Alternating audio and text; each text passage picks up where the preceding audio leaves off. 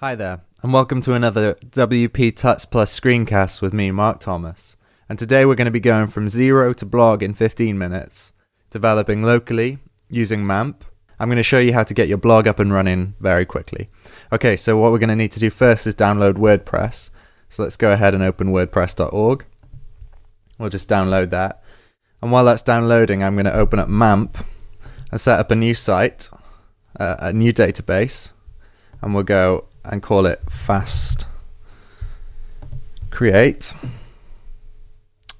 Okay, now WordPress is downloaded, so let's open that up. And we'll just drag that into the htdocs file, which is where the MAMP is developed.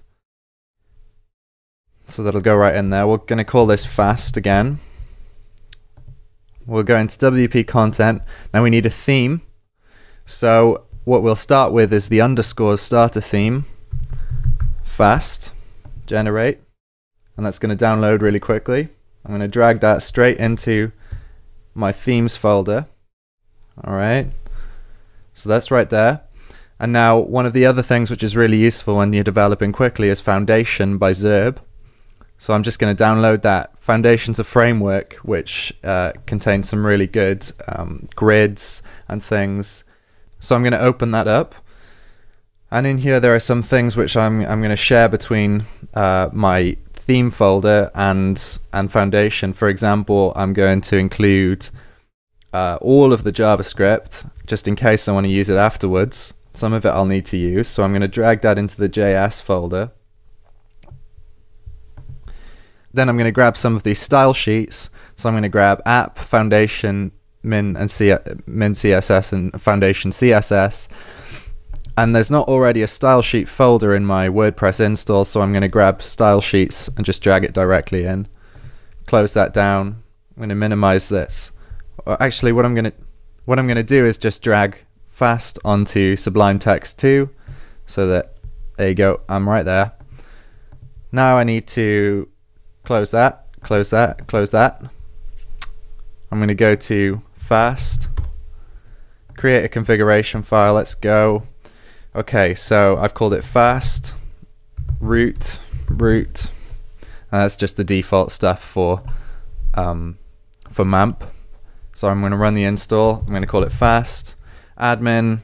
I'm just going to use password for the password, because we're only developing locally, so that's fine. So mail@mail.me, and that doesn't matter really. You can change that obviously when it goes live. So what we're going to do is admin, password, we're logging in. If I click fast right there, I've got something going, so that's brilliant. Now what I'm going to do is click themes. I'm going to select activate here. And now if I refresh the page, okay, I've got a blank theme, which is brilliant. Okay, so what we're going to start with is by making sure that the functions file references all of the files that we need it to. So we'll open up our folder right here with the theme folder. We're going to click functions.php. Come down here to the fast scripts, which is a default thing in the underscores.me boilerplate. And right here on line 97 starts the function which enqueues styles, so that's great. So let's go ahead, and we're not going to use the default WordPress styles, which is, you know, probably frowned upon, but we're just experimenting here. Okay, so I've commented that out, but I'm going to copy it again. And when you're trying to develop quickly, it's sometimes good to copy things and paste things, and you know. But it's useful to get things done quickly. So instead of get style sheet URI, I'm going to go get template directory URI from the JavaScript below it. I'm going to paste that in here, and then I'm just going to change the path to the style sheet. So I've called it style sheets right here. I'm going to go app.css. Great. Okay, so that's one of the ones I need. And then I'm going to do another one, which is foundation.css.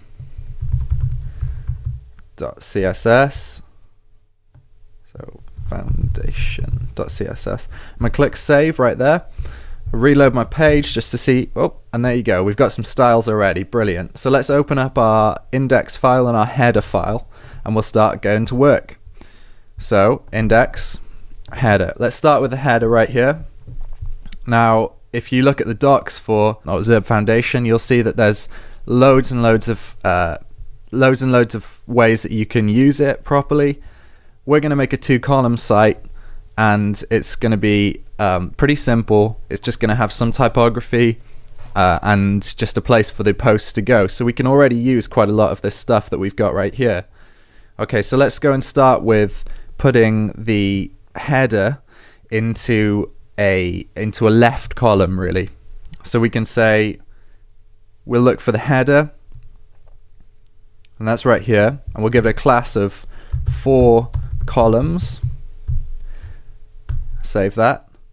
And then the main is where the rest of the body sits. So let's go ahead and give that 8 columns, which adds up to 12, and that's what Zerb is by default. So let's see how that turns out. Hey, 2 columns already. Brilliant. Okay, we're almost there. Now let's just see this stuff. See, right here we've got menu and skip to content. Now if we look at the class on that, we can see why it is there and why that looks a bit strange currently. It's assistive text. Now if you want to, you could just leave the WordPress default styles included, and that would make sure that assistive text actually stays there. I'm just going to whip it right out, so I'll just take that, take all the way to the end of the line, and we'll click Control and X to Command and X to delete it. Save that, refresh it. Okay, we're going somewhere now. Now let's look at this. We'll click Inspect Element. Now there's those bullet points look a little bit funky, right? So let's do menu. We'll give some styles to the LI. So we'll go into app.css. I'm going to do what was it? Was it a so it was a class right there. So we'll type dot menu ul li, and we'll do list style type. Oh, list style type none. Cool. Oh, and I've just realized that's fine. Save that, reload the page. Hey, those are gone, so that's brilliant. Okay, now we're really getting somewhere here pretty quickly, right? So let's go ahead, and this also looks quite funky right here, so let's we'll see where this is. So I'll just do the inspect element. Okay, so that's the sidebar. Great. Well, we'll just go into our index file, and we can see that that's loading because it's in the sidebar. Now you probably again don't want to do this, and it's probably really bad, but I'm just going to delete it.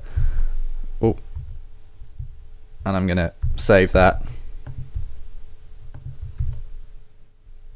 Brilliant. Okay, and now we've got another function right here. You could leave that in again, but actually, to be honest, right now it doesn't look so great, so I'm just going to press save after deleting the get footer call. Okay, and then what we've got is a very basic blog theme which you can use. It's actually responsive, which is great, and it's ready to go if you want it. Obviously, there are some things that you would change. You would give it different styles, and you would maybe set up a menu area, and also some widget areas right here which could show you things. Again, as well, if you want to add Jetpack in, I can't do it because I'm developing locally, but if I wanted to, I could add infinite scrolling on this content area, and I would do that just by enabling Jetpack in the functions file. You can copy and paste a function that WordPress has created to allow that from jetpack.me, and then you would just enable it by selecting the content area that it's going to be in. And let's have a look where you want to add the content to. Inspect element. Yeah, so you would just add an ID of content to the function, and you'd be good to go, and it would load eternally, infinitely. Well, that was developing a very basic WordPress blog theme in less than 15 minutes, and you are good to go. You would just upload those files and you're away. Okay, well, see you next time.